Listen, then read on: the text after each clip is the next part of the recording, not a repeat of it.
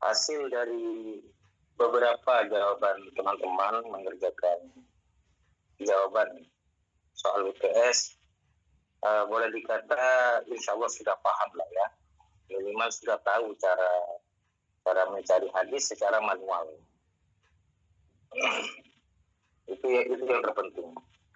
Walaupun saat ini teman-teman semuanya pencarian hadis secara manual seperti di soal UTS itu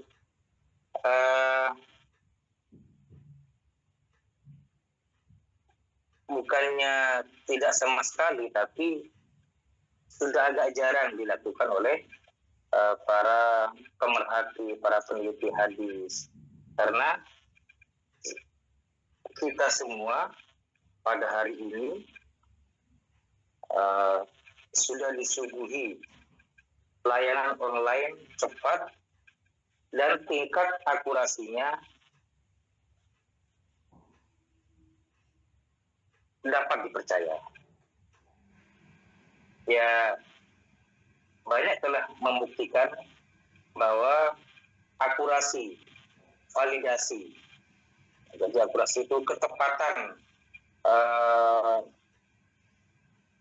meletakkan hadis itu yang disuguhi secara online itu, yang tersaji secara online itu melalui aplikasi ataupun melalui website memang benar tepat adanya seperti yang ada dalam kitab-kitab aslinya.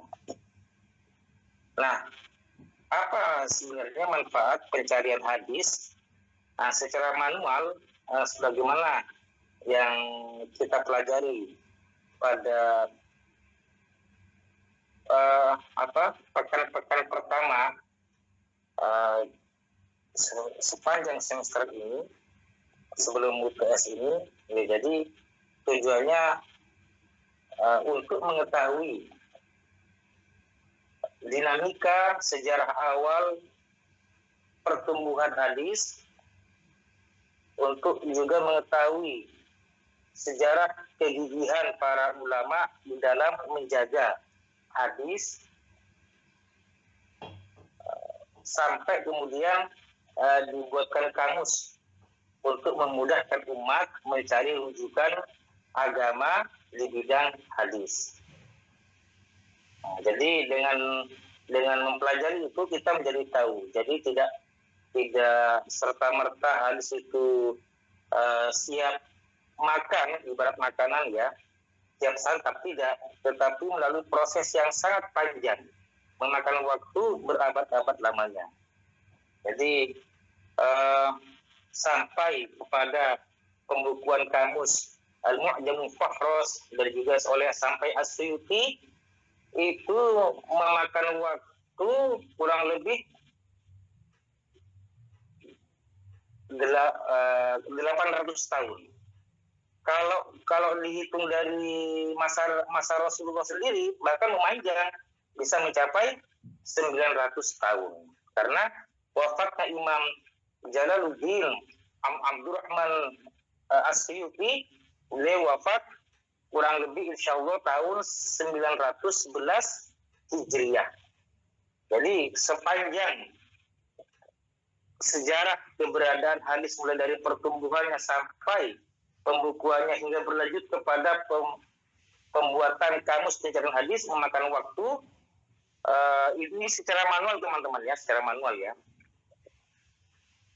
1 milenium atau hampir 1 milenium ya, anggaplah 10 abad lamanya. Dan itu masih terus belum ada digitalisasi pada masa Imam As-Suyuti itu. Bahkan kita tahu modernisasi, digitalisasi di segala bidang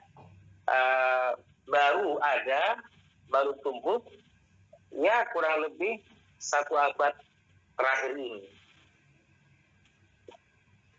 Jadi pasca Imam As-Suyuti, umat Islam tinggal ibarat makanan, tinggal santap saja, tinggal memakannya saja, tinggal memanfaatkannya saja, memanfaatkan untuk kepentingan ilmu agama. Oke teman-teman, sudah datang yang presentasi. Ini sangat bagus ini presentasi tentang itibar ini sangat, karena berkaitan dengan jawaban teman-teman terhadap IPS itu nanti. Halo, sudah datang ya teman-teman? Baik Ustadz, yang satu sepertinya belum bisa hadir karena bekerja Ustadz. Jadi nanti kami mewakili, yang dua mewakili Ustadz. Oke, betul. Silakan Ustadz Marzuki Imron yang presentasi pada hari ini. Oke, baik, siap Ustadz.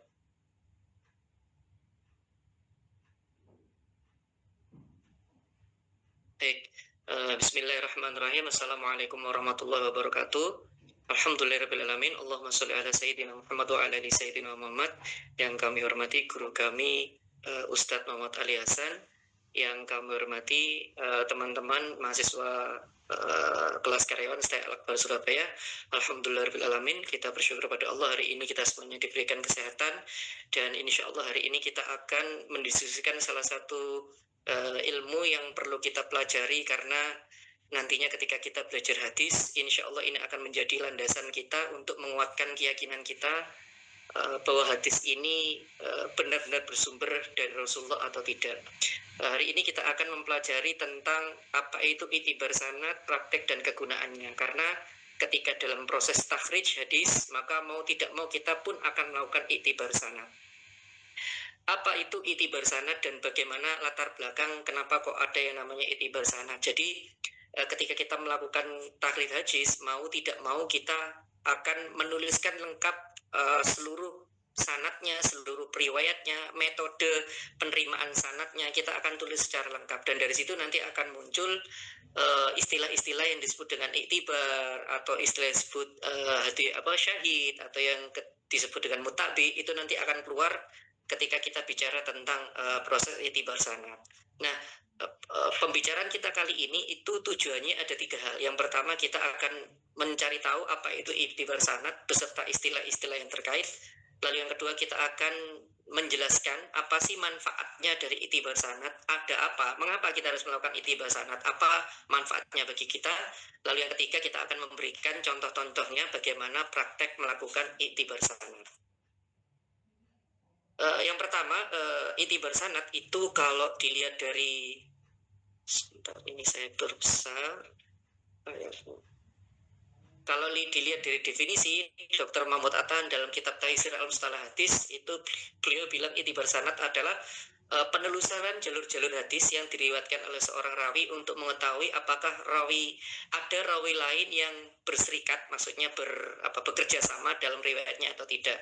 Sehingga bahasa sederhananya iktibar itu sebuah metode untuk mendapatkan informasi mengenai kualitas dari sebuah hadis. Jadi dari iktibar sanad nanti kita tahu mata rantainya, sanadnya seperti apa, perawinya siapa saja, dan kekuatan dari hadis tersebut seperti apa. Baik, untuk penjelasan selanjutnya insya Allah akan dijelaskan oleh rekan kami Mas Hafid. Monggo silakan Mas Hafid.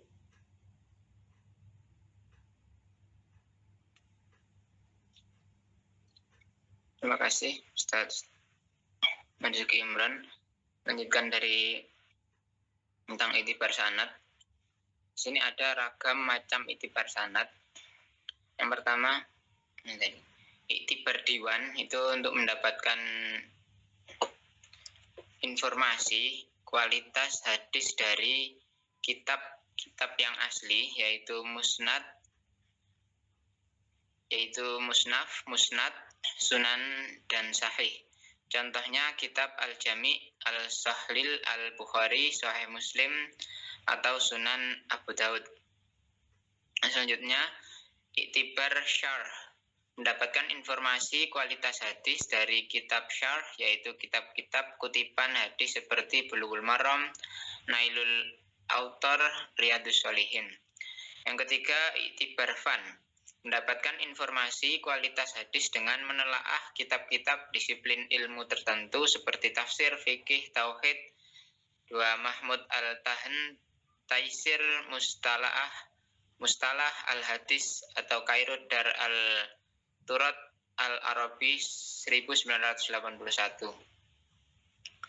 104, 45 tasawuf dan akhlak yang memuat dan menggunakan hadis sebagai pembahasannya.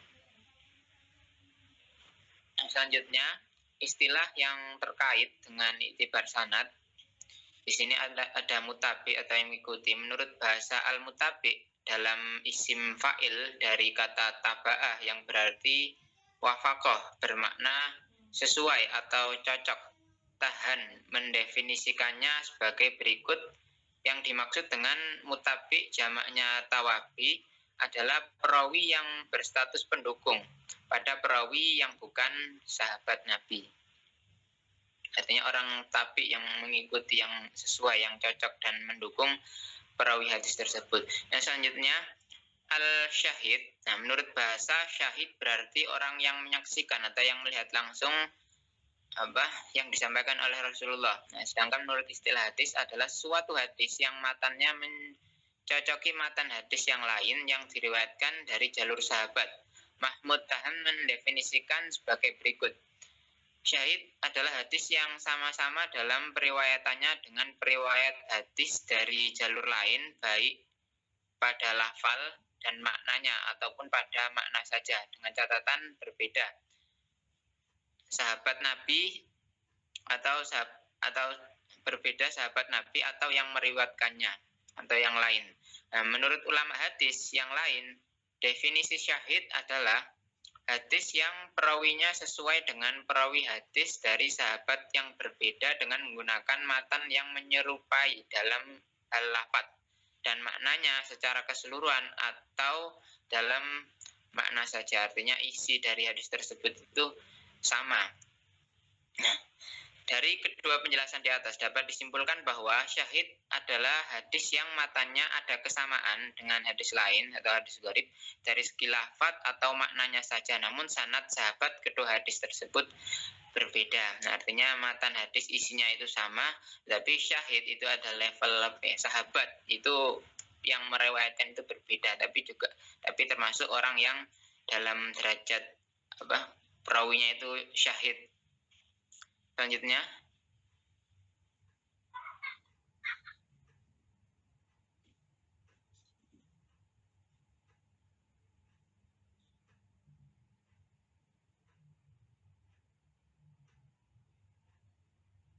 ini masih saya ya, coba Ustadz Arzuki Imran ya.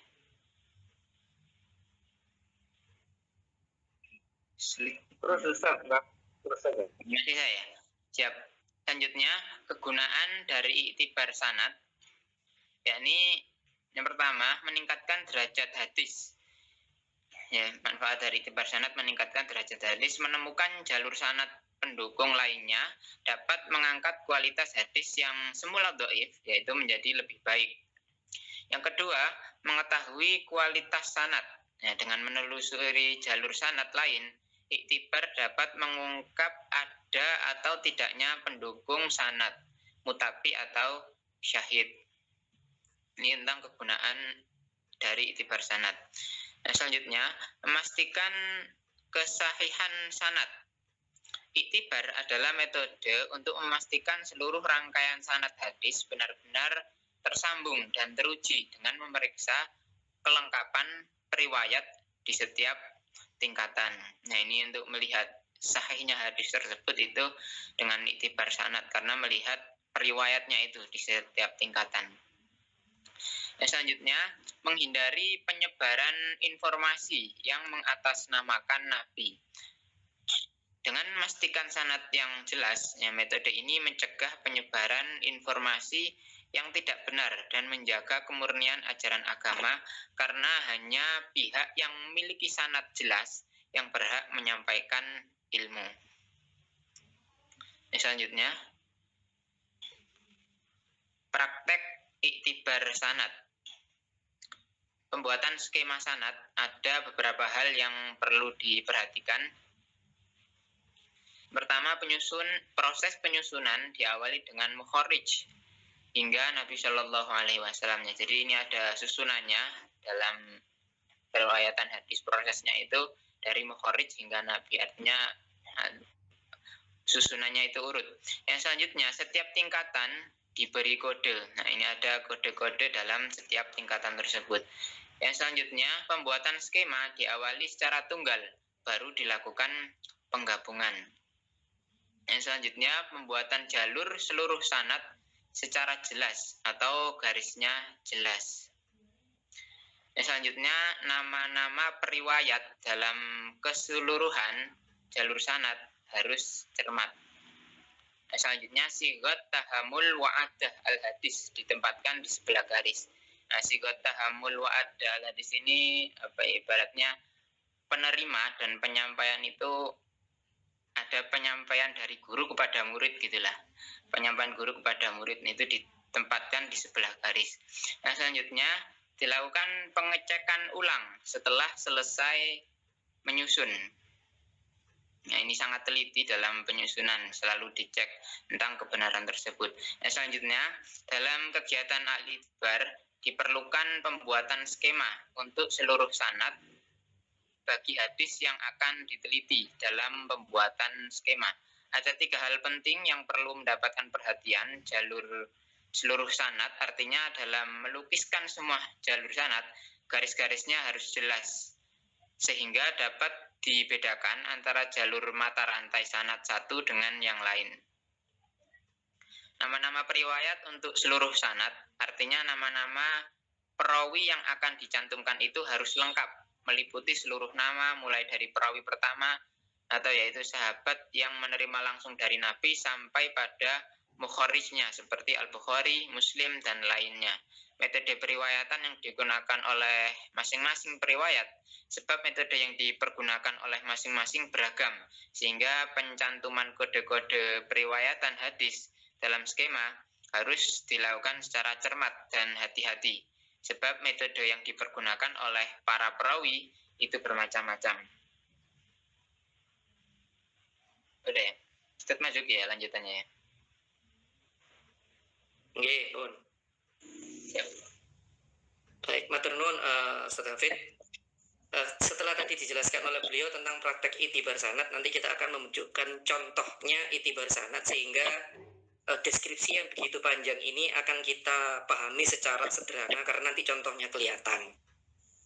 Oke, nah ini contoh hadis karena di sini tidak tampil ya, kalau di artikel atau makalah yang kami sampaikan di grup itu terlihat. Nanti tapi tampilkan hadisnya di Maktabah Syamilah. Okay, jadi hadisnya itu bunyinya man ra'a minkum mungkaran falyughayyiru bi yadihi fa illam yastati fa bi lisani fa illam yastati fa bi qalbihi wa dzalika at'alul iman.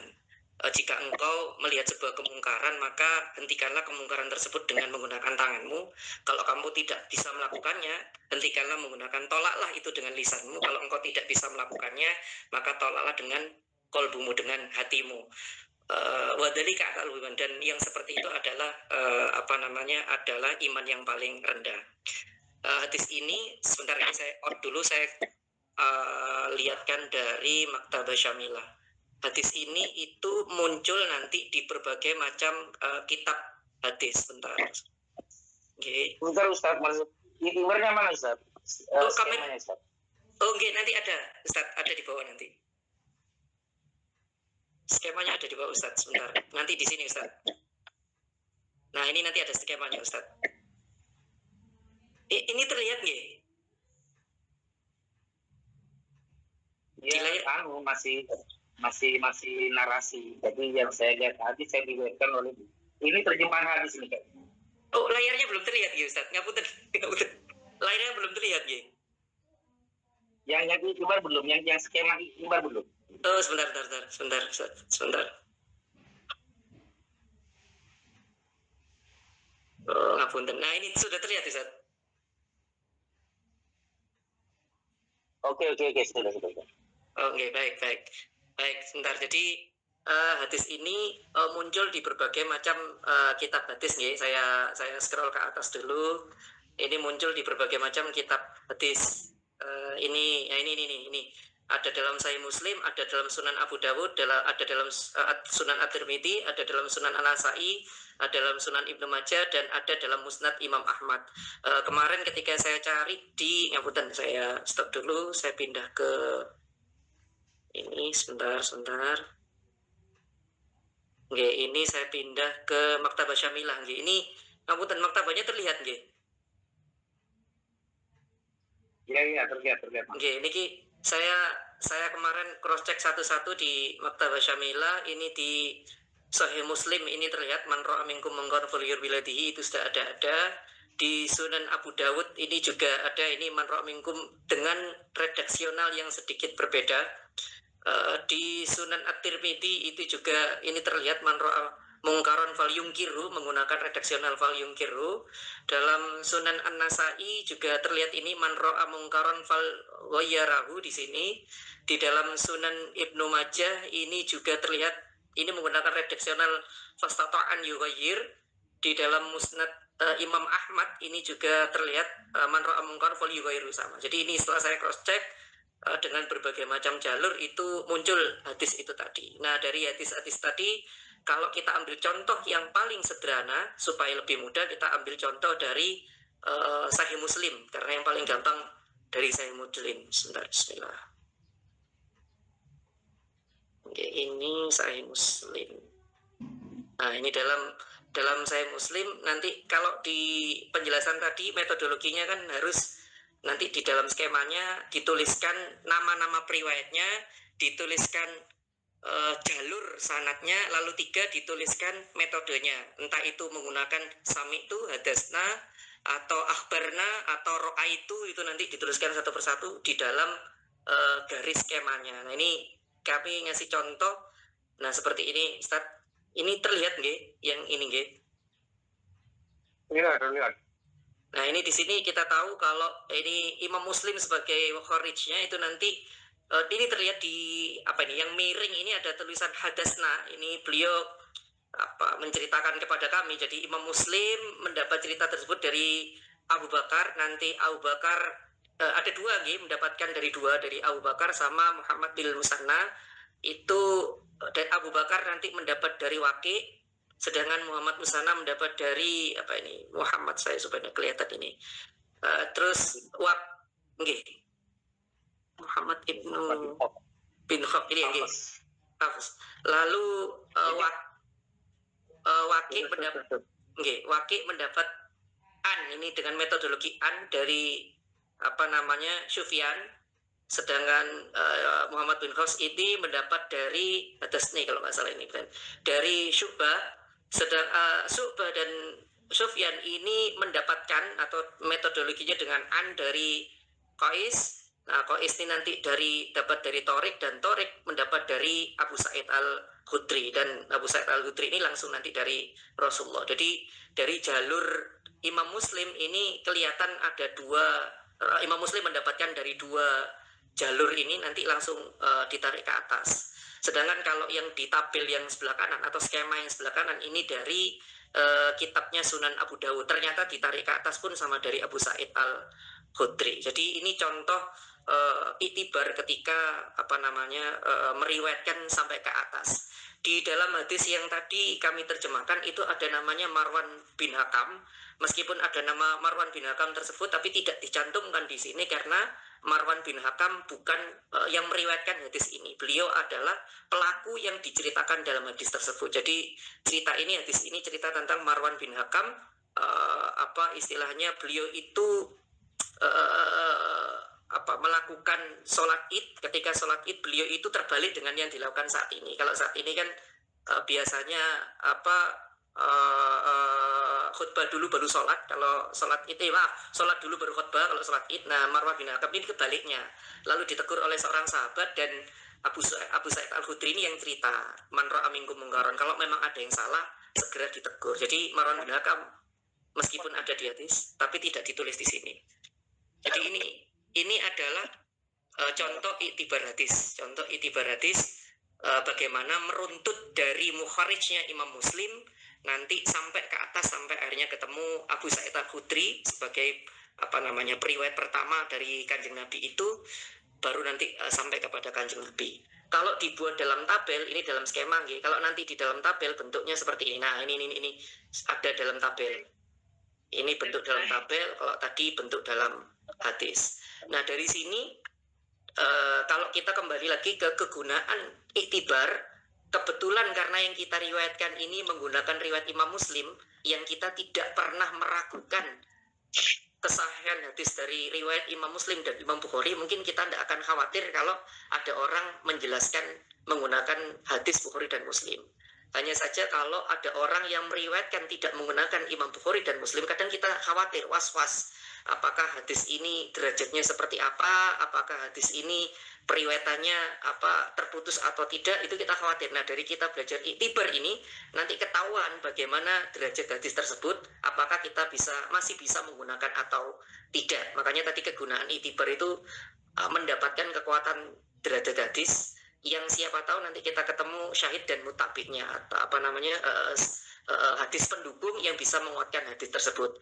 Yang saya ingat dulu ketika belajar di semester pertama dari guru kita Ustadz Muhammad Ali Hasan, beliau bilang kalau ada hadis do'if, begitu banyak hadis do'if yang saling menguatkan, maka nanti bisa naik derajatnya menjadi hasan li ghairihi. Nah, untuk menjadi hasan li ghairihi ini butuh ilmu iktibar sanad. Nanti biar nanti ketahuan, oh ternyata ini derajatnya bisa naik ke hasan li ghairihi. Nah, kembali lagi dari pembahasan ini kita tahu bahwa al-iktibar, sebentar.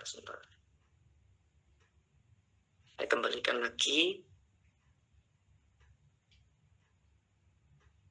Bisa kembali sebentar, Ustaz. Bisa kembali sebentar ke skema tadi itu. Ya, tolong dibacakan Imam Muslim dari jalur gurunya yang sebelah kanan tadi itu, yang Ustaz masih kita dibacakan sebelah kiri. Sepertinya ada dua nama Abu Bakar itu. Apakah orang yang sama atau Abu Bakar berbeda itu? Sebentar, Ustaz. Ada sama-sama Abu Bakar. Saya buka di Maktabah Syamilan, Ustaz, sebentar. Screen share.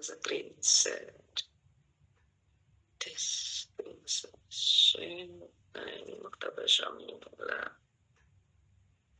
Ini di Sunan Abu Dawud.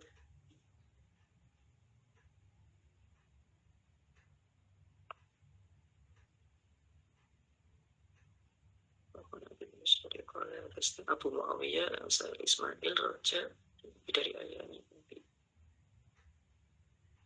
Sebentar.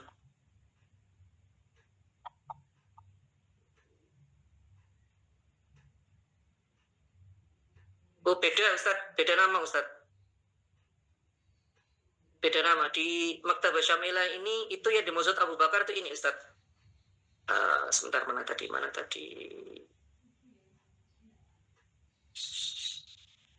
Sebentar.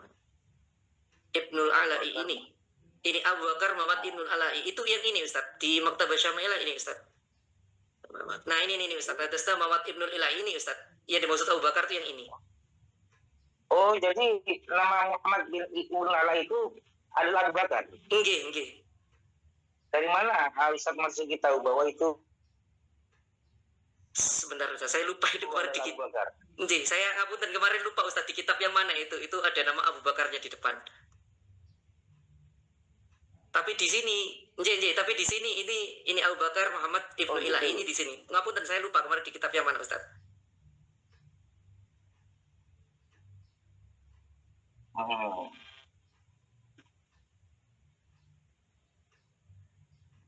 Mau dilanjutkan gini Ustaz? Ada. Baik, dari yang disampaikan oleh guru kita Ustadz Muhammad Ali Hasan tadi, beliau mengcrosscheck kembali tentang kesamaan dua nama yang sama. Itu sebabnya tadi sahabat kita rekan Hafid, Mas Ustadz Hafid tadi yang menyampaikan betapa harus detailnya diverifikasi hadis, diverifikasi para periwayat, jangan sampai ada nama yang sama. Tadi sebentar saya kembalikan lagi ke ininya tadi, sebentar Allah ya Rabb.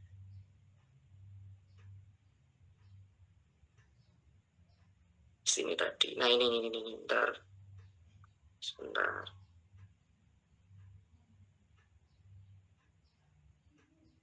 Nah ini nama-nama periwayat untuk selawat, artinya nama perawi yang dicetak itu harus lengkap meliputi seluruh nama mulai dari ini, karena itu tadi ada nama yang mungkin bisa jadi sama seperti yang disampaikan beliau tadi. Ternyata bisa dimungkinkan ada dua nama. Contohnya kalau nama Sufyan saja kita tahu dulu ada dua nama Sufyan yang berbeda. Ada Sufyan bin Uyainah, ada Sufyan Ats-Tsauri, ada dua nama Sufyan yang berbeda. Di ulama-ulama fikih dan hadis pun kita tahu ada nama Ibnu Hajar Al-Hitami sama Ibnu Hajar Asqalani, dua nama yang berbeda. Itu sebabnya seperti yang disampaikan guru kita tadi, harus meng-cross check lagi nama yang ditampilkan dalam periwayatan hadis, karena kalau itu enggak clear, itu nanti bisa jadi rancu di proses pembuatan skema. Nah, yang terakhir kesimpulan, jadi al-i'tibar itu adalah menyertakan sanad-sanad yang lain dalam sebuah hadis tertentu, yang hadis tersebut itu tercatat yang awalnya hanya satu orang periwayat. Nanti kalau ketahuan dari sanad-sanad yang lain, nanti kita akan tahu apakah ada bagian dari sanad-sanad hadis tersebut. Lalu ketika kita melakukan i'tibar, maka akan terlihat jelas seluruh jalur sanad, terlihat jelas semua nama periwayat, dan kita tahu betul nanti kekuatan hadis tersebut seperti apa. Kegunaan i'tibar kita tahu tadi yang dicontohkan, kita nanti akan tahu jalurnya, kita tahu ada mutabi atau syahidnya, sehingga kita tahu nanti apakah hadis ini bisa digunakan atau tidak. Dan yang terakhir kesimpulannya, dalam pembuatan skema ada 3 hal penting. Yang pertama, jalur seluruh sanad tadi yang kita buat dalam skema, itu jalurnya dicatat semua di kitab apa saja. Lalu yang kedua, nama periwayat sanad jangan sampai ada yang sama. Kalau sama itu harus dipertegas karena nanti bisa salah orang. Lalu yang terakhir, metode periwayatan, entah itu menggunakan an, entah itu menggunakan akhbarna, atau menggunakan sami'tu, atau menggunakan hadasana, itu jelas nanti itu ditulis di dalam skema di miring di sebelah kanan tadi. Dan itu nanti akan memperjelas ilmu atau pengetahuan kita tentang i'tibar. Sekian dari kami, kelompok yang mempresentasikan tentang i'tibar. Apabila ada diskusi atau pertanyaan atau penyempurnaan, monggo kami persilakan.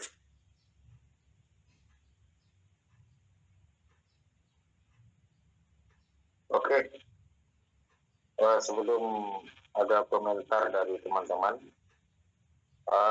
penjelasan pada sore hari ini waktu Indonesia, kalau di sini setelah zuhur ini masih pukul 1:46.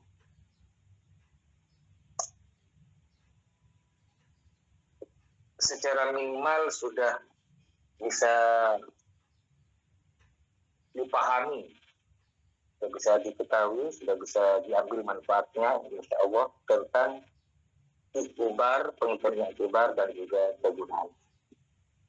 Nah, untuk melengkapi kajian i'tibar ini, saya kira bukan melengkapi lagi, tapi juga wajib untuk memastikan kejelasan biografi atau biodata dari para periwayat hadis. Misalnya, ketika kita menemukan 2 nama yang sama di tabel yang disajikan oleh Ustaz Marsi kita itu, beliau kemudian melihat lagi di sambil ternyata nggak ada di sana Abu Bakar Muhammad Ibnu Ala, ya. Apakah Muhammad Ibnu Ala itu nama lainnya, nama kunyahnya, nama panggilannya itu adalah Abu Bakar atau tidak? Maka kita harus mencarinya di kitab-kitab rijalul hadis, yaitu kitab-kitab yang membahas biografi para periwayat hadis, seperti At-Tabaqatul Kubra karya Ibnu Sa'ad, Tahdhib karya Imam Ibnu Hajar Al-Asqalani. Tahdhib ini agak lengkap juga, selain beliau mengupas walaupun tidak begitu detail, ya, kadang ada detailnya. Nah, biografi yang mencantumkan tempat lahir, tahun lahir, guru-gurunya, juga tahdhib itu memberikan informasi kepada pembaca tentang penilaian para ulama kritikus hadis terhadap riwayat yang bersangkutan. Misalnya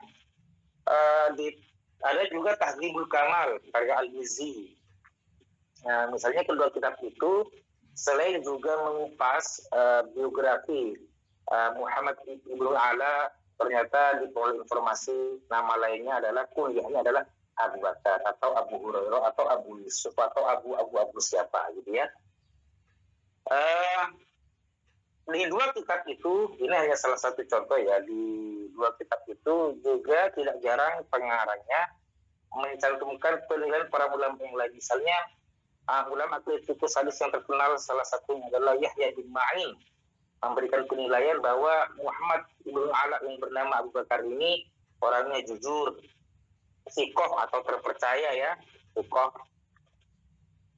itu gabungan dari adil dan dhabit, kemudian tidak tertuduh sebagai pendusta dan lain sebagainya.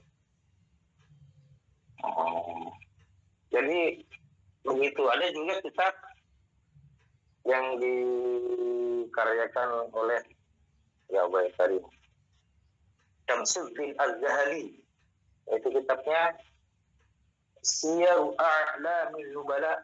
Itu agak lebih luas itu. Ada juga Asadul Ghobam. Banyak macam-macam kitabnya, teman-teman bisa melihatnya di Maktabah Syamilah. Itu daftar kitab tentang rijalul hadis. Jadi kalau di katalog di Maktabah Syamilah itu teman-teman bisa mencarinya di Ruwatul Hadis mungkin kalau tidak salah. Mungkin Ustaz Marsudi bisa melihatnya di katalog Ruwatul Hadis. Di bawahnya itu tersebar berbagai macam kitab itu tentang rijalul hadis. Lalu kitab-kitab rijalul hadis itu macam-macam. Saya kebetulan pakai HP nih Ustaz ya. Kalau pakai laptop cepat saya. Kalau pakai HP itu agak lambat karena kecil ya layarnya ya. Jadi teman-teman nanti bisa berselancar sendiri di Maktabah Syamilah itu ya, tentang kitab-kitab rijalul hadis. Jadi intinya dari tambahan yang saya sampaikan ini, presentasi pada kali ini, pada pertemuan kesempatan kali ini, lebih bagusnya lagi ditambahi. Sebenarnya sudah cukup kita ambil manfaat dari penjelasan pada sore hari ini ya. Hanya saja perlu ditambahi kitab-kitab rijalul hadis. Untuk apa? Untuk mengetahui lebih lanjut, lebih luas informasi perawi yang akan kita teliti, Teman-teman bisa paham ya, Ustaz Marsudi insya Allah memahami apa yang saya sampaikan ya. Oke, alhamdulillah Ustaz paham. Ada yang kurang Ustaz sebenarnya? Ya karena sekali lagi saya sampaikan langkah-langkah iktibar sudah benar. Hanya saja perlu ditambahi. Oh, ini sudah selesai Ustaz presentasinya ya? Pun. Iya. Oke. Ada beberapa Ustaz yang memang harus disampaikan ya, yang tidak sempat disampaikan karena mungkin luasnya materi sehingga ya itu wajar. Ada berapa orang Ustaz satu kelompok ini? 4 atau 3 ini? 3 Ustaz, yang satu Bu Khadijah kebetulan sedang bekerja kalau minggu sore begini. Oh iya, mungkin seandainya Bu Khadijah ikut presentasi mungkin beliau bisa menambahkan itu biografi setiap perawi itu. Lalu teman-teman semuanya, coba Ustadz mohon tampilkan skema tadi itu, skema iktibar tadi itu. Oke. Teman-teman yang lain mohon fokus ke layar ini ya. Oke, saya sudah membesarkan ini. Fokus ke layar teman-teman. Jadi teman-teman semuanya, yang perlu dikerjakan lebih lanjut dari presentasi pada kesempatan ini, Imam Muslim tentu harus dikupas meskipun sebagai pembelajaran, meskipun kita sudah mengikuti kesepakatan para ulama bahwa peringkat kesenadis itu dimulai dari setelah disepakati oleh Imam Bukhari dan Muslim yang dijual dengan muttafaq alaih. Lalu hadis-hadis yang disepakati yang disahihkan oleh Imam Bukhari. Kemudian peringkat ketiga oleh Imam Muslim. Itu sudah tidak perlu kita lagi. Sungguh pun demikian, sebagai pembelajaran tetap kita harus menuliskan biografi Imam Muslim. Beliau lahir di mana, tahun berapa lahirnya, tahun berapa wafatnya, pun juga siapa saja guru-gurunya dan siapa saja murid-muridnya. Yang terpenting kalau Imam Muslim karena beliau sebagai mukharrij yang mengeluarkan hadis, yang mendokumentasikan, yang mengkodifikasikan, yang mengumpulkan, yang membukukan, harus disebutkan semua ya istilah-istilah seperti ini karena untuk mengumpulkan semua informasi. Jadi Imam Muslim, Imam Bukhari, Imam Ahmad, Imam Abu Dawud, At-Tirmidzi, An-Nasa'i, beliau itu di samping juga pelaku utama pencarian hadis, periwayatan hadis, mengambil hadis dari gurunya dan juga menyampaikan hadis kepada murid-muridnya. Beliau itu pengumpul hadis, kodifikator. Jadi yang mengumpulkan hadis-hadis yang tercecer-cecer itu dikumpulkan. Bahkan secara sistematis beliau itu setelah dikumpulkan hadisnya tidak hanya mengumpulkan saja, disistematisasi, dibagi-bagi. Ini bab fikih, ini bab ibadah, ini bab akhlak, ini bab hari kiamat dan lain sebagainya. Memang keutamaan para mukharijul hadis dibanding para penulis itu yaitu atas jasa-jasa beliau sehingga kita bisa mengetahui hadis-hadis misalnya tentang pernikahan, hadis-hadis tentang ibadah kurban, zakat dan sebagainya. Jadi sekali lagi teman-teman, ini sebagai pengetahuan sejarah bagi kita ya. Para mukharij hadis ini di samping beliau adalah pelaku utama pencarian hadis, periwayatan hadis, mengambil hadis dari gurunya, menyampaikan hadis kepada murid-muridnya, beliaulah juga yang mengumpulkan, mengkodifikasikan, mensistematiskan, mempaketkan hadis sehingga terciptalah sebuah karya agung yang kita kenal dengan Al-Jam' as-Sahih, Sahih Muslim, Sahih Bukhari, Al-Jam' as-Sahih karya At-Tirmidzi atau yang dikenal dengan Sunan At-Tirmidzi. Sementara yang lain-lain hanya mengumpulkan hadis saja, belum sempat mensistematiskan seperti para beliau yang kita sebutkan ini. Oleh karena ada tuntutan perang ketika itu ya, sehingga mereka gugur sebagai syahid, yang belum sempat mengerjakan proyek hadisnya dan lain sebagainya. Oke teman-teman semuanya, jadi setelah para peneliti hadis membuat ikhtibar untuk mengetahui status sahih atau tidaknya hadis ini, teman-teman semuanya ya, yaitu penyebutan biografi, penjelasan biografinya mulai dari Imam Muslim, kemudian tidak cukup Muslim, Marzuki, Imron, kemudian Hafidh dan sebagainya, harus menampilkan biografi guru-gurunya Imam Muslim. Siapa itu? Ya Allah, Abu Bakar Muhammad bin Ala. Kemudian gurunya yang satu lagi, siapa itu? Oh, 3 gurunya Ustaz ya. Betul Mas Lutfi, 3 gurunya ya. Nggih, 3 Ustaz, 3. Bin Abi Syaibah kalau tidak salah ya. Nggih, sama nggih, yang satunya Muhammad bin Musanna. Ya, itu juga dikupas biografinya, ditampilkan itu. Biografi itu mencakup apa saja? Tahun lahir yang penting gitu ya. Okay.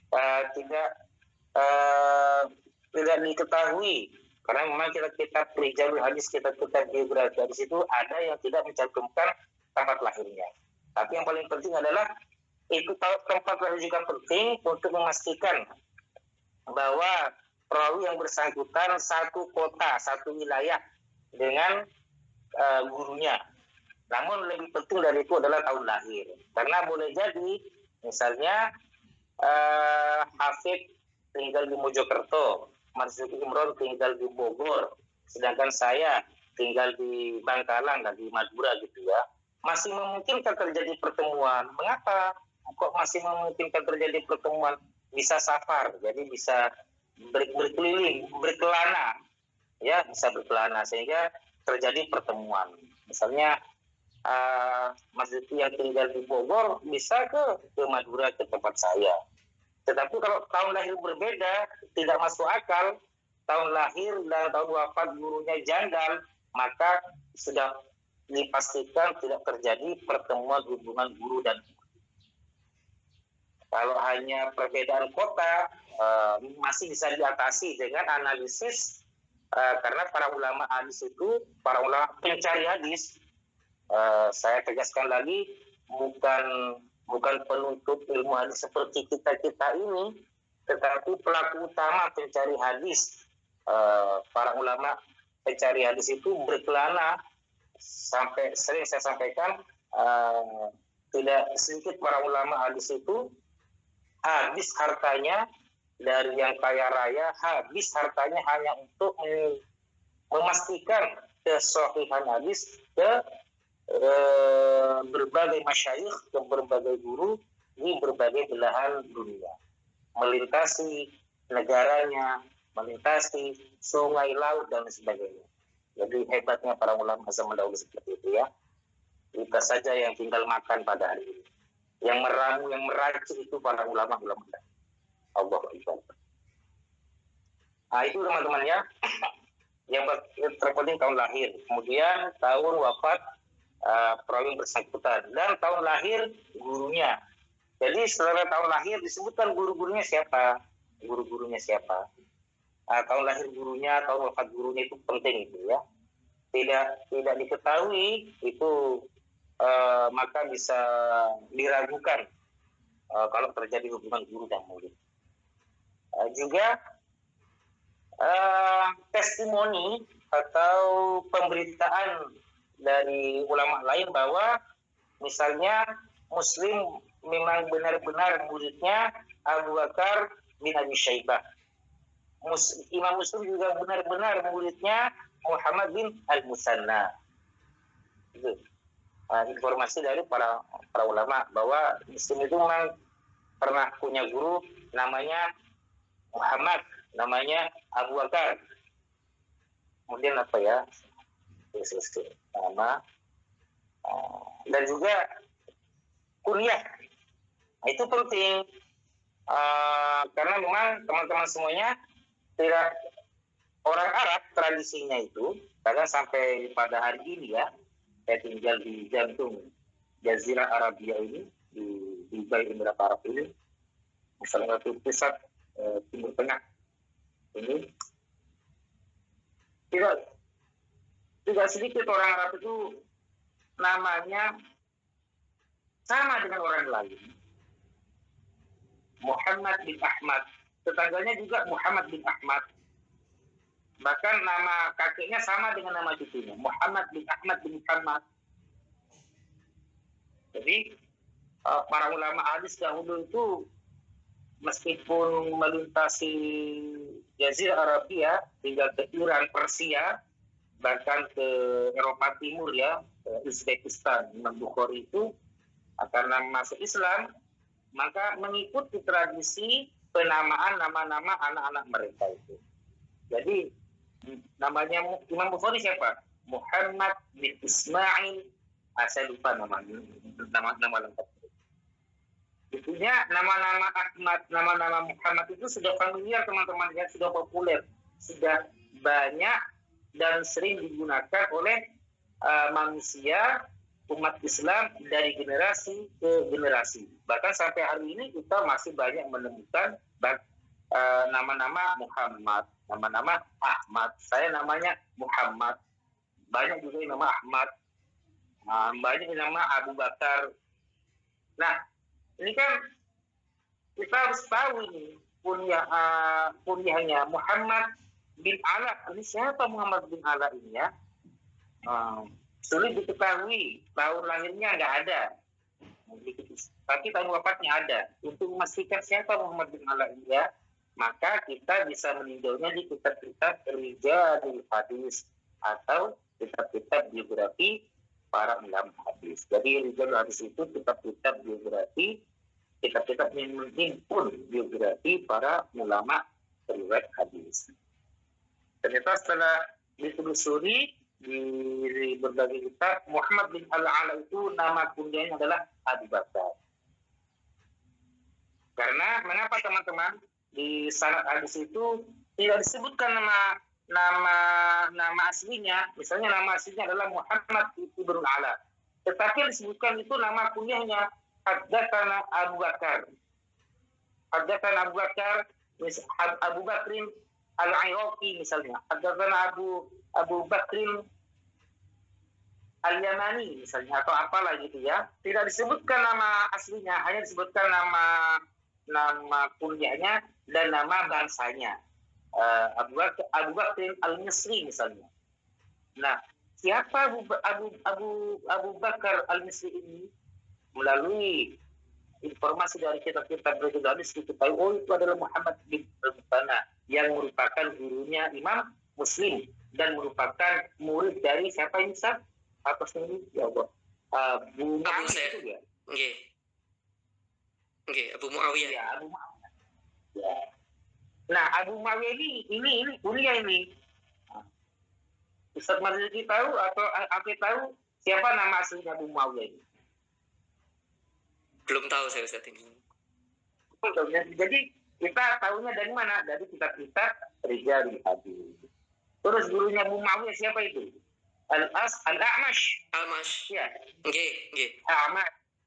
Saya lupa nama, mungkin kalau tidak salah namanya Sulaiman bin siapa gitu ya, Al-A'mash itu.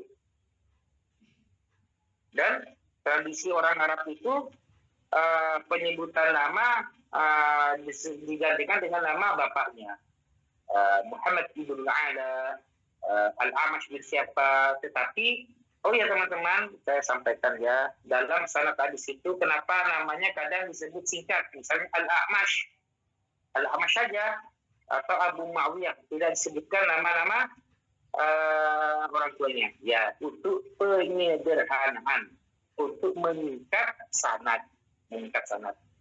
Meskipun singkat tetapi disertai dengan korinah, indikasi. Apa itu maksud indikasi atau korinah? Yaitu adanya kuliah yang bisa ditelusuri di kitab-kitab rijalul hadis. Kalau ditulis lengkap, misalnya Muhammad bin Ala bin Ibrahim Al-Asbahi, kemudian nama bangsanya disebutkan Al-Misri, Al-Iraqi, maka panjang nanti sanad hadis itu. Jadi untuk menghindari panjangnya sanad hadis, cukup disebutkan yang penting-penting saja. Untuk mengetahui lebih luasnya, ditelusuri di kitab-kitab berbeda. Oke, jadi teman-teman semuanya, skema sanad hadis yang disajikan oleh Hafidz dan Marzuki dan kawan-kawan ini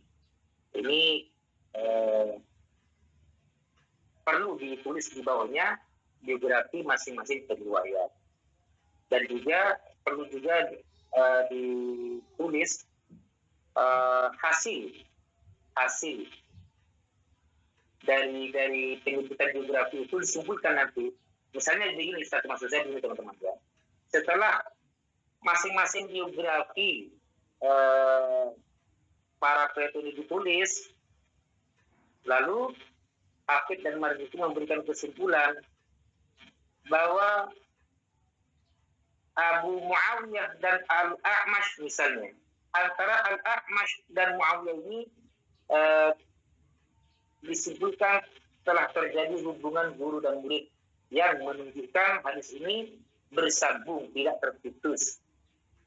Dikarenakan ini hanya contoh saja ya, kalau penulisan kata-kata terserah peneliti, para peneliti ya, terserah Hafidz dan Marzuki dan yang juga. Siapa Marzuki? Kan 3 orang ya. Marzuki, Hafidz, siapa satunya? Bu Khadijah. Oh Khadijah ya, saya kira 4 orang ya. Jadi itu teman-teman ya. Menurut hemat kami, terserah kata-katanya seperti apa. Berdasarkan studi lapangan atau studi pustaka, kedua orang ini terjadi hubungan diri dan mirip yang yang mengakibatkan yang pada gilirannya, terserah ya kata-katanya, yang pada gilirannya menjadikan hadis ini bersama-sama. Hal ini disebabkan oleh tidak ganjilnya, tidak janggalnya data tahun lahir dan tahun wafat masing-masing riwayat antar guru dan murid. Itu penting ya. Kemudian hadis ini juga sahih oleh karena para pihak ini berdasarkan informasi dari para ulama filsuf hadis, semuanya dinyatakan minimal jujur, misalnya soduk, tidak ada yang kadzib, tidak ada yang berbesar misalnya. Semuanya sikoh.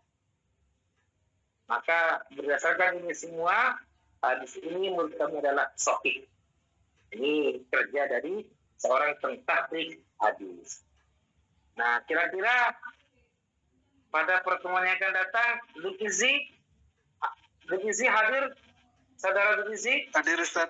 Halo? Hadir Ustaz. Iya, Ustaz Zulkifli pada pertemuan yang akan datang, apa temanya Ustaz? Praktek Ustaz. Praktek penulisan hadis menggunakan kitab Mu'jam Ustaz. Mu'jam Mufaros. Ya. Saya ingin teman-teman ya, apakah teman-teman yang akan bertugas pada pertemuan yang akan datang sudah mengerjakan makalahnya? Belum Ustaz. Tadi saya tanya Ustaz, katanya nggak perlu mengerjakan makalah, langsung praktek aja. Atau gimana Ustaz? Jadinya? Ya betul. Ya, kalau seperti ini tidak perlu bikin makalah, tapi harus bisa mempertanggungjawabkan. Maksud saya tidak perlu bikin makalah gini. Boleh sih, maksud saya. Karena butuh waktu yang sangat panjang ya, dan teman-teman, saya tahu kondisi teman-teman ini aparatur kerja ya, sehingga singkat waktunya ya, dan padat aktivitasnya.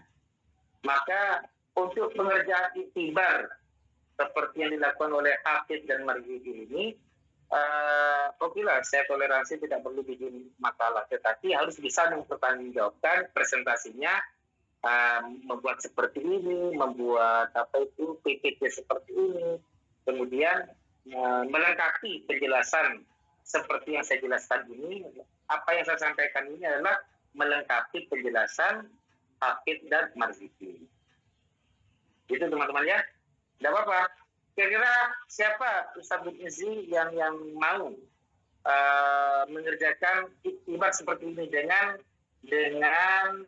hadis lain? Kalau hadisnya Marzuki ini apa tadi Marzuki? Ya Allah. Man minkum panggaran nggih. Man minkum mangkaran fal yuru bil yadi fa illam yastati fa bil lisani. Itu Ustaz. Ya, Ustaz Marzuki. Jadi Zulkifli, tolong carikan teman-temannya yang mau dengan hadis lain. Prosesnya seperti yang dilakukan oleh Hafidz dan Marzuki ini, dan ditambahi penjelasan saya ini. Yaitu penjelasan dia seperti saya ini, biografi. Ada Ustaz?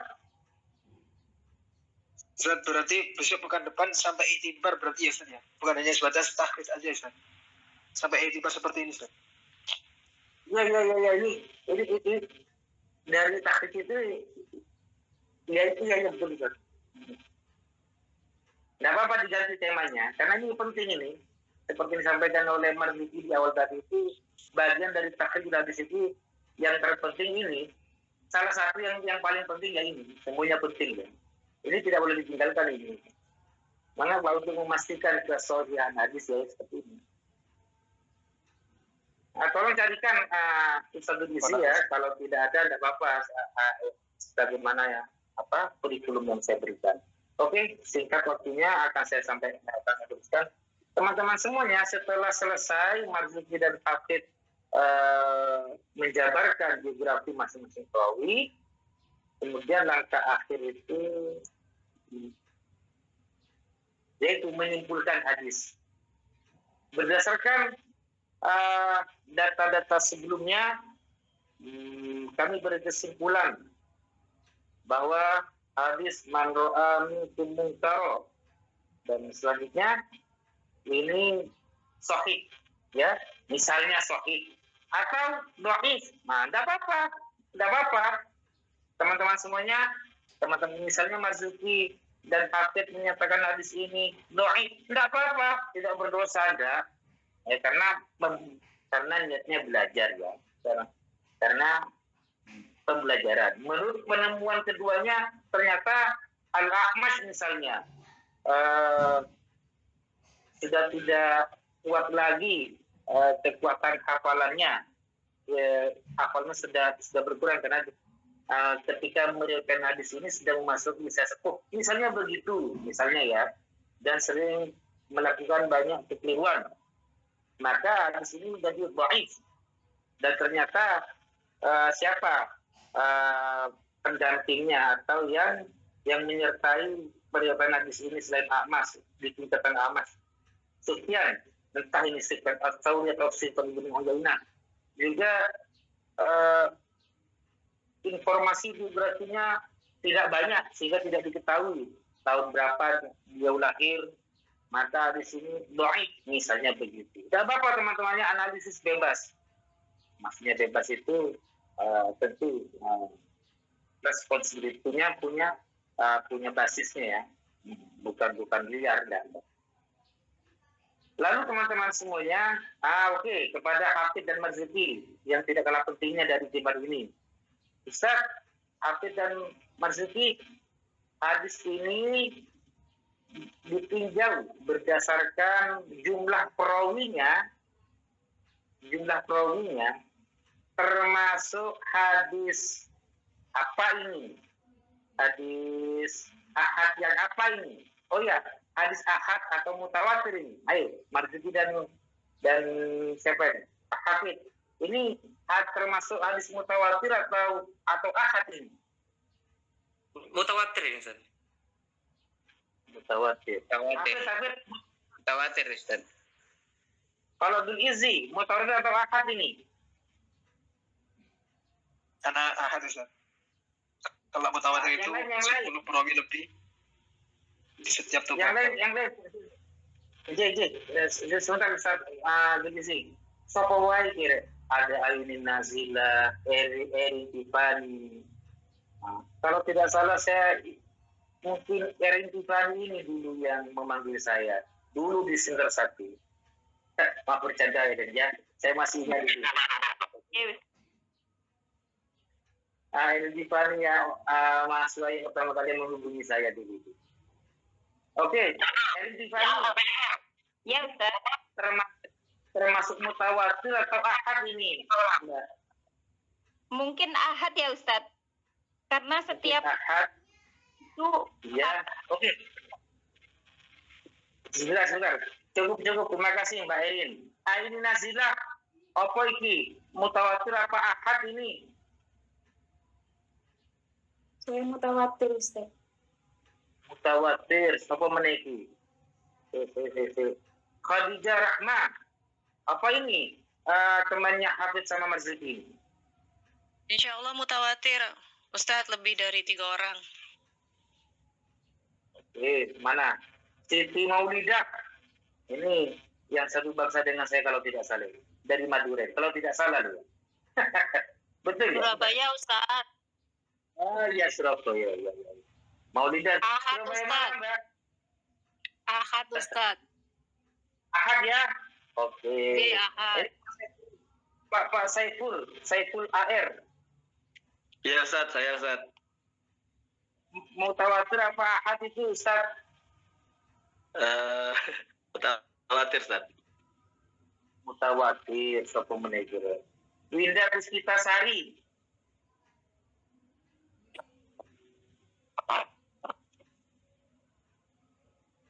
Mungkin sedang bertugas. Oke teman-teman, cukup. Terima kasih atas jawaban teman-teman ya. Oke.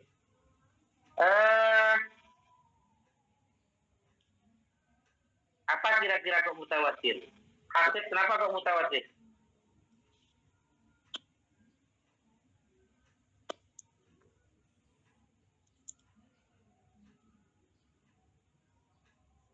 Oke, baik. Saya simpulkan ya untuk menghemat waktu ya. Bu Lisi tadi ya mau menyampaikan apa? Kenapa Bu Lisi kok berlawanan dengan teman-temannya? Kenapa kok ada yang menyimpulkan ahad ini? Kok bukan mutawatir? Karena kalau mutawatir itu setiap tabaqat sanadnya lebih dari 10 Ustaz. Itu kan di tabaqat sahabatnya saja cuma Abu Sa'id Al-Khudri.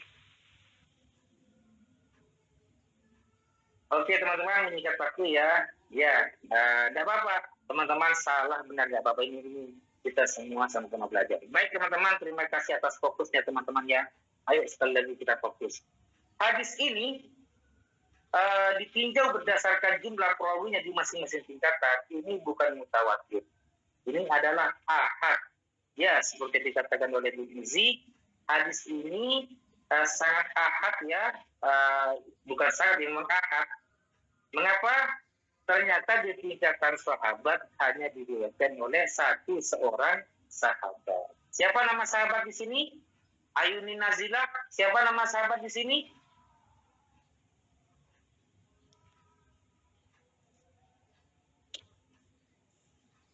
Abu Sa'id Al-Khudri. Iya. Ya. Al-Khudri. Ya, teman-teman semuanya, saya masih ingat ya pada 3 pertemuan yang lalu, pada 3 pertemuan pertama saya menyampaikan betapa pentingnya kita ini selaku akademisi tafsir dan hadis ya mengetahui sejarah peradaban Islam. Di antara sejarah peradaban Islam itu ada tema tentang nama-nama sahabat, tentang sejarah sahabat. Jadi nama-nama sahabat kita harus tahu teman-teman ya. Ini Abu Sa'id Al-Khudri. Jangan sampai kita mengatakan misalnya Hasan Al-Basri yang terkenal dengan CV-nya itu kita katakan sahabat. Ya, beliau adalah tabi'in. Abu Sa'id Al-Khudri, selain 4 orang sahabat yang menjadi khalifah itu kita harus tahu teman-teman, kita harus banyak-banyak tahu ya.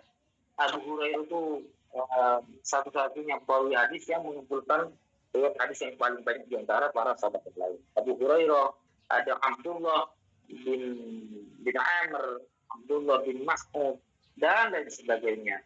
Abu Dzar Al-Ghifari dan juga para istri Rasulullah SAW yang menjadi hadis. Aisyah radhiyallahu anha, kemudian juga ada Ummu Salamah, ya ada juga insya Allah itu ya anaknya orang Yahudi yang terbunuh di medan peperangan ya dari ketika itu menggempur Yahudi Bani Quraidah kalau tidak salah, karena pengkhianatan Yahudi Bani Quraidah sehingga digempur oleh umat Islam ketika itu. Lalu ayahnya terbunuh, panglimanya terbunuh, kemudian anaknya dinikahi oleh Nabi. Siapa nama kira-kira? Namanya ada yang tahu siapa? Siapa? Anaknya Yahudi yang dinikahi oleh Nabi. Karena ayahnya terbunuh selaku panglima orang Yahudi ketika itu. Sofia. Ya apa hari-hari itu teman-teman ini? Hal-hal kecil seperti ini teman-teman harus tahu teman-teman ya. Nama-nama istri Nabi itu ya. Ayo siapa yang mau jawab berapa total jumlah istri Nabi dengan Khadijahnya, dengan istri-istri Nabi setelah Khadijah meninggal? Kira teman-teman, kira deh.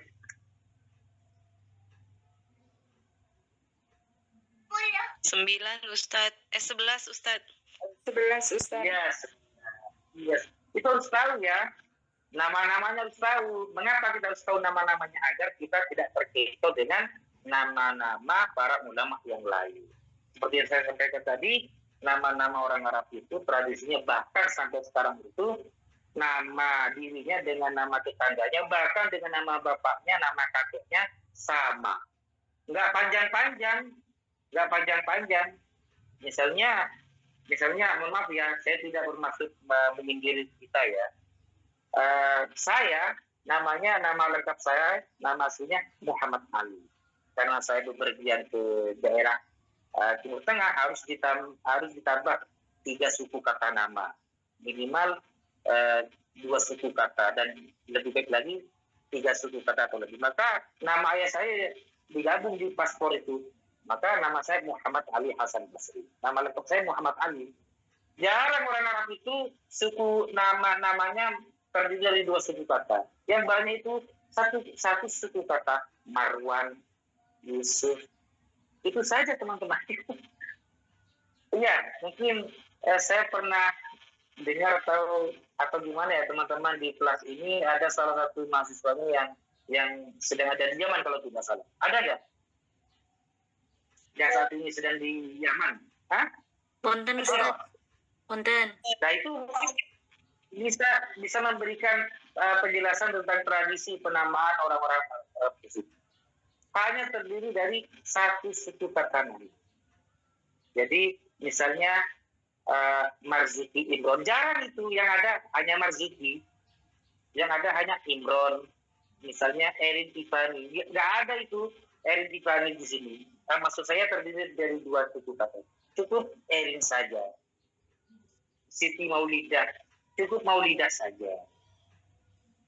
Dan itu ya begitu ya. Aisyah radhiyallahu anha itu radhiyallahu anha itu pemberian gelar oleh umat Islam. Nama aslinya Aisyah saja. Nanti anaknya dikasih nama pamannya, bibinya, bapaknya. Nanti cucunya dikasih nama dirinya sendiri, begitu. Karena itulah kita memerlukan kitab-kitab rijal hadis. Baik teman-teman semuanya, agak panjang saya menyampaikan ya, bahwa hadis ini ditinjau dari jumlah poinnya tergolong hadis ahad. Ya, Dzul Izzi masih hadir ya? Halo? Hadir, Ustaz. Dzul Izzi setelah ahad terbagi menjadi berapa?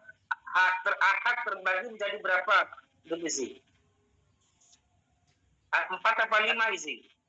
Ada 3, Ustaz. Ada hadis apa saja? Menjadi 3. Ada Gharib, Aziz, sama Masyhur. Dan Masyhur ada 3 ya. Maaf tadi saya mencoba Ustaz ya, yang benar ada 3. Baik. Yaitu Masyhur, Aziz, dan Gharib. Gharib itu nama lainnya apa? Izzi. Apa ya? Fardun. Namanya Fard. Syarat karena 1. Iya, Fard 1 orang. Ya, hadis ini tergolong ahad yang jenis apa? Izzi. Apakah masyhur atau aziz atau apa? Gharib.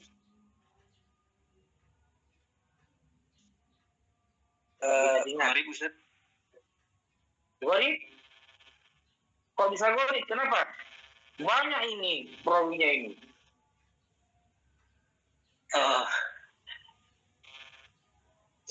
Aduh, saya bentar, Ustaz.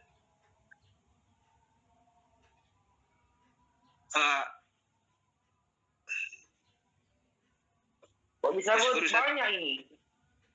Masyhur. Masyhur. Kenapa kok masyhur? Masyhur. Kenapa kok masyhur? Karena lebih dari 3 orang.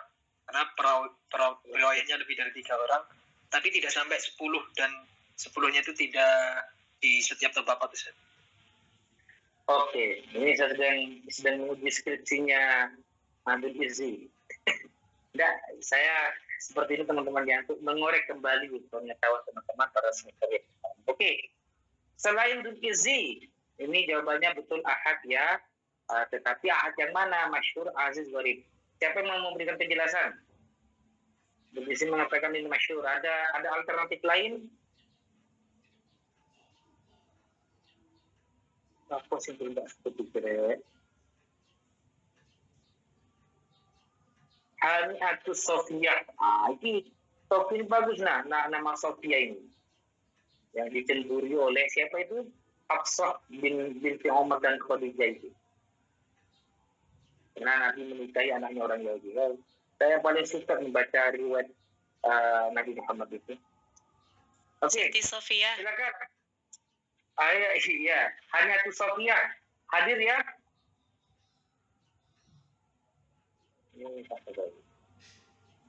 Fani Adinda Putri, ada orangnya? Ada Pak. Oke. Tadi mendengarkan dengan baik ya penjelasan saya dan teman-teman ya. Iya Pak. Ini termasuk hadis apa ini? Ahad, iya betul ahad, yang masyhur atau yang gharib atau yang aziz, Fani. Kalau Eva tadi, Ibu Gizi mengatakan ini masyhur. Ada alternatif lain dari Anda? Ahad gharib. Oh, bagus. Ada alternatif lain ini. Tidak sama dengan Ibu Gizi. Tidak apa-apa, jangan takut salah. Kok bisa gharib ini? Banyak ini.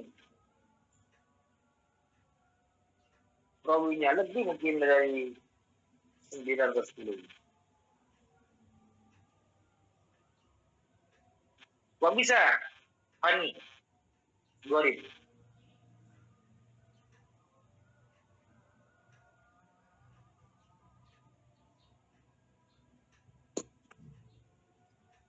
Mungkin karena dari sahabat ini Ustaz Ya, diriwayatkan kurang dari 2 orang. gimana? Kok menarik? Gimana, Mbak? Dari sahabat ini maksudnya? Tadi terputus di... Iya Ustaz, ini dari sahabat Abu Sa'id. Ya, Karena beliau diriwayatkan kurang dari 2 orang. ya. Oke, betul. Kembali ke Hafid dan Masjid Imran. Dari 3 jenis ahad, apakah ini masyhur atau aziz atau gharib? Gharib Ustaz, gharib, ahad gharib. Kalau saya Kalau Hafid aziz. Oke, meningkat waktu. Baik teman-teman semuanya, hadis ini adalah ahad ya. Man ra'a minkum mungkaran dari jalur Imam Muslim ini, dari jalur Imam Muslim loh ya. Kita belum meninjaunya secara iktibar dengan mukhrij lain. Kata Marzuki tadi hadis ini juga diriwayatkan oleh aku tadi lihat itu ada Abu Dawud ya Marzuki ya, ada ya. Oke, Abu Dawud, At-Tirmidzi, Ibnu Majah, An-Nasa'i. Dari jalur Imam Muslim, saja hadis ini tergolong apa itu ahad ya, ahad yang gharib. Mengapa gharib? Seperti dikatakan oleh Fani Adinda Putri, karena ternyata di tingkatan sahabat hanya 1 orang. Ya, jadi bukan aziz, bukan masyhur. Aziz itu minimal setiap tingkatan sahabat 2 orang. Nah, di tabel ini betul Imam Muslim itu gurunya 2, bahkan 3. Nah, terus ke atasnya hadis ini diriwayatkan tidak hanya 1 orang, 2 orang. Ternyata sampai di tingkatan sahabat 1 orang. Maka hadis ini tergolong ke hadis ahad yang gharib. Kecuali kalau Abu Sa'id juga ditemani oleh misalnya Abdullah bin Mas'ud. Hadis man ra'a minkum mungkaran dan seterusnya. Dari jalur Imam Muslim, selain Abu Sa'id juga ternyata diriwayatkan oleh sahabat bernama Abdullah bin Mas'ud. Maka di sini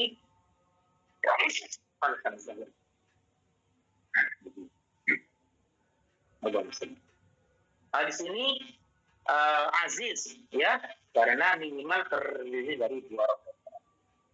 Kalau masyhur mencapai 9 orang, atau ulama lain mengatakan 8. Baru kalau 10 itu mutawatir minimal ya, di tiap tingkatan teman-teman ya. Misalnya teman-teman ya, Imam Muslim ini punya guru 50 orang. Apakah lalu di sini masuk ke mutawatir? Tidak, tetap gharib. Yang dimaksud mutawatir itu di semua tingkatan minimal 10 orang. Di tingkatan gurunya Imam Muslim 10, di tingkatan gurunya Imam Muslim 10, di tingkatan gurunya guru Muslim 10 sampai di tingkatan sahabat 10 orang semua minimal, itu baru mutawatir. Oke, ini adalah hadis ahad yang gharib. Nah, teman-teman semuanya, fokus ya, fokus bagus. Sebentar lagi saya selesai ya, fokus ya. Apa manfaat gharib? Apa itu kemudian masyhur? Fungsinya hanya untuk menguatkan saja. Jadi ternyata hadis ini, misalnya selain Abu Sa'id ada Abdullah bin Mas'ud yang memberikan hadis ini bertambah kuat kualitasnya karena tidak hanya diriwayatkan oleh seorang sahabat saja, tetapi ada juga sahabat lain yang beriwayat. Tambah kuat. Nanti apa manfaatnya kok tambah kuat? Nanti teman-teman hubungannya dengan istinbat hukum Islam. Itu pada kajian usul fikih nanti ya, jika terjadi dua dalil yang sama-sama kuat, mana yang akan diambil di situ nanti yang manfaat ini akan berguna. Kalau di sementara ini kita hanya mengatakan ini di sini hanya gharib saja, kecuali ada sahabat lain atau kecuali tabi'in, tawabi'. Tawabi itu nama para perawi yang menyertai perawi yang lain. Misalnya Al-A'mash, perhatikan di layar ini ya, A'mash, ada juga Sufyan. Ternyata di Imam Muslim juga punya jalur riwayat lain, tidak hanya A'mash dan Sufyan. Itu semakin menguatkan, itu namanya tawabi'. Jadi orang yang menyertai periwayatan hadis selain tingkatan sahabat adalah tabi' ya, mutabi yang jamiah. Teman-teman semuanya, ini yang terpenting juga ya. Dalam kesepakatan para ulama hadis, iktibar ini salah satu fungsinya adalah menguatkan saja.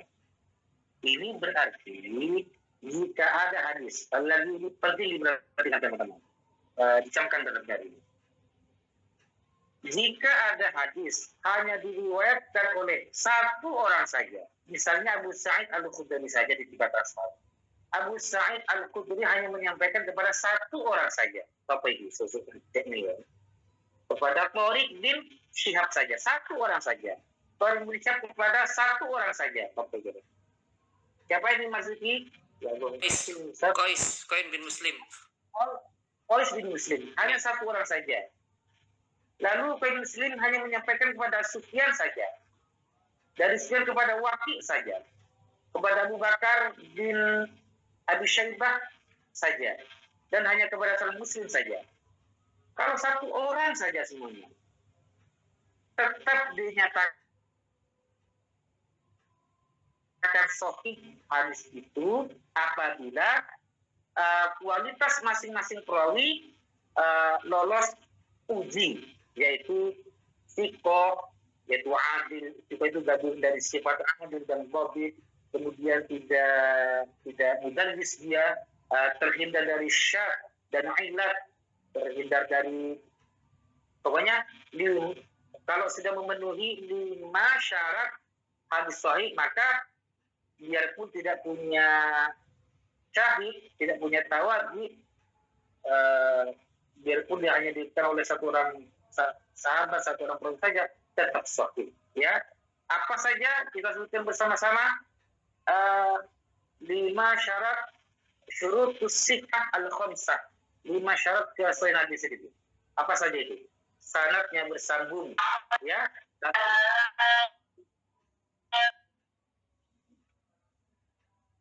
Sanadnya bersambung. Kedua, diriwayatkan oleh orang yang adil.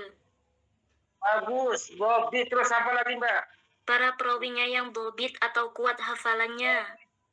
Betul. Terus? Tidak syad atau tidak janggal. Iya, betul. Tidak syad dan tidak ilat. Dan tidak berilat. Jadi cacat tersembunyi. Cacat yang tersembunyi itu sekali ya. Teman-teman semuanya, nanti syad itu masih dibagi lagi. Pokoknya teman-teman mengetahui dasar-dasarnya dulu. sekali lagi saya tegaskan, hadis itu biarpun tidak punya syahid, tidak punya tabi ya, asalkan meskipun satu orang saja itu memenuhi 5 persyaratan hadis sahih, maka hadis itu tetap sahih dan bisa dijadikan rujukan dalam hukum agama Islam. Bisa dijadikan rujukan ya, bisa dijadikan dalil, bisa dijadikan hujjah, alasan untuk melaksanakan ajaran agama. Nah, Zulfizi, maksud saya minggu yang akan datang itu tarikan atau sampaikan kepada yang bersangkutan menyampaikan seperti ini dari hadis lain, lalu dibuatkan ibar ada seperti ini, kemudian masing-masing perawinya disebutkan biografinya, kemudian disimpulkan hadisnya seperti alur penjelasan saya. Kalau bisa, tidak bisa ya sebisanya lah ya. Sebisanya. Nah, nanti teman-teman sebelum ingatkan saya takut lupa ya, sebelum taktikil hadis ini berakhir sebelum UAS, perlu ada 3 pertemuan ya atau 2 pertemuan ya minimal taktik hadis secara online. Taktik hadis melalui Maktabah Syamilah atau melalui website apa saja tentang hadis. Yang saya tahu itu saya ketinggalan banyak tentang perkembangan website itu, tapi yang saya tahu Maktabah Syamilah. Mengapa? Ya karena familiar yang mudah dikerjakan dan memang ternyata Maktabah Syamilah banyak digunakan. Maka familiar gitu. Ada juga ya Allah apa itu cuma aku lupa teman-teman nama website itu hadis apa gitu ya. Ya pokoknya website itu nggak perlu repot-repot kita ke Jamul Mufakhras di Alfadhil Hadis, nggak perlu repot-repot kita mengingat apa ini huruf mim itu, apakah Muslim atau At-Tirmidzi, nggak perlu itu karena di tahqiq hadis secara online melalui aplikasi digital itu atau website itu langsung seperti yang ditunjukkan oleh Marzuki tadi di Maktabah Syamilah, langsung diketahui hadis ini ternyata ada di Sunan An-Nasa'i, lengkap dengan nama babnya ya, dengan nomor hadisnya. Tahqiq hadis secara manual seperti sekarang ini fungsinya untuk memastikan, menguatkan. Ternyata baik secara online maupun secara manual hadis ini betul-betul berada di kitab Sahih Muslim. Baik teman-teman semuanya, saya izin meninggalkan kuliah. Ini sebentar lagi masuk waktu asar, harus masuk ke dalam masjid untuk menit sebelum itu. Terima kasih atas perhatian teman-teman ya. Alhamdulillah, saya bersyukur teman-teman masih mengingat-ingat wawasan ilmu hadis ketika di semester pertama. Jadi yang begitu teman-teman ya, berkembang, maju, nambah, walaupun tidak banyak, tapi yang penting ada gitu ya, ada pertambahan wawasan. Oke teman-teman semuanya, mohon maaf atas segala kekurangan saya. Terima kasih atas pendapat teman-teman. Wassalamualaikum warahmatullahi wabarakatuh. Waalaikumsalam warahmatullahi wabarakatuh.